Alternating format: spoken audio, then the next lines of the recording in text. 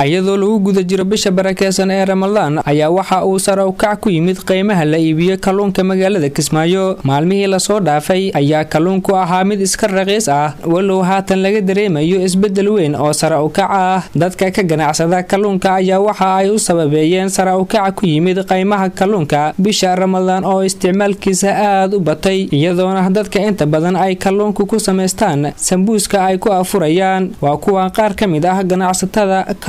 ku iibisa suuqa weyn ee magaalada Kismaayo oo TV-ga Sooyaal uga warbixinayo isbedelka ku yimid qiimihii la iibin jiray kalluunka marka hore TV-ga Sooyaal salaamu calaykum wa rahmatullahi wa barakaatuh marka labaad hawaaye maanta suuqa kalluunka wuxuu ka marayaa dhowr todobo kalluunka libaaxa waxa la gadayaa $5 jeedarka waxa la gadayaa $6 kalluun qareedka $4 heerkaas soo maraya kalluunka yaryarkana oo qiimihiisa yaryarka ah $5 waxa la gadayaa $2 iyo $1 markii hore ay soonka ahayn kiilo 3 ilaa 2 gadayna soonka bilowgiisa taa waxaan gadayna kiilo $2 maadaama hadda kasta badda ay nagu xumaatay oo suuqa kalluunka uu ku yar yahay 5 iyo 4 taas ayaa keentay waxa farqi u dhaxeeyo qiimaha kordhay sababtoo ah kii badda ka keenay wax yar buu soo helayaa qiimihiisa tarab wax qiimo badan buu ka siinayaa marka hore qiimihiisa ayaa jabnaa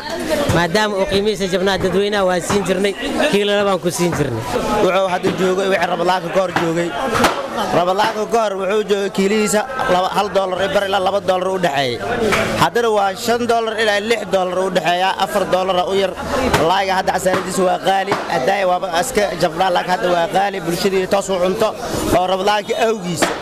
marka ma sha Allah كل بدر إلى غير هنو جيران إلى دولة عدالة الله هنو كيرا كل بالله ولا درج دولة دي لا دي وطن دولة عدالة كدعوة أو صف في أساس كيف عدالة هلا ويا هدوء ورسان هنا زميل في عنا ونحسنا جوجنا أملاي لو كلا قطع ما شاء الله هذا كله إلهي هنوس يدي بركة بسم الله الرحمن الرحيم مقعي ونور عبد الله علي سوق كلون كجنا عسدا كلون كجنا عسان كمداي kalluunka alxamdulillah soo kordhaantiisa hor kiilo $2 gadaadana waxa la gadaa kiilo $4 badii oxto isbedel yar gale oo bishina cad ay ku toostay alxamdulillah saayta nolol iliyada la gaaro bisha barakeysan ee Ramadaan ayaa waxa ay dadka aad u isticmaalaan kalluunka halka ay bilaha kalena ee aan soonka ahayn ay isticmaalaan hilibka xoolaha Nuur Muxiidiin Cali warbaahinta Sooyaal magaalada Kismaayo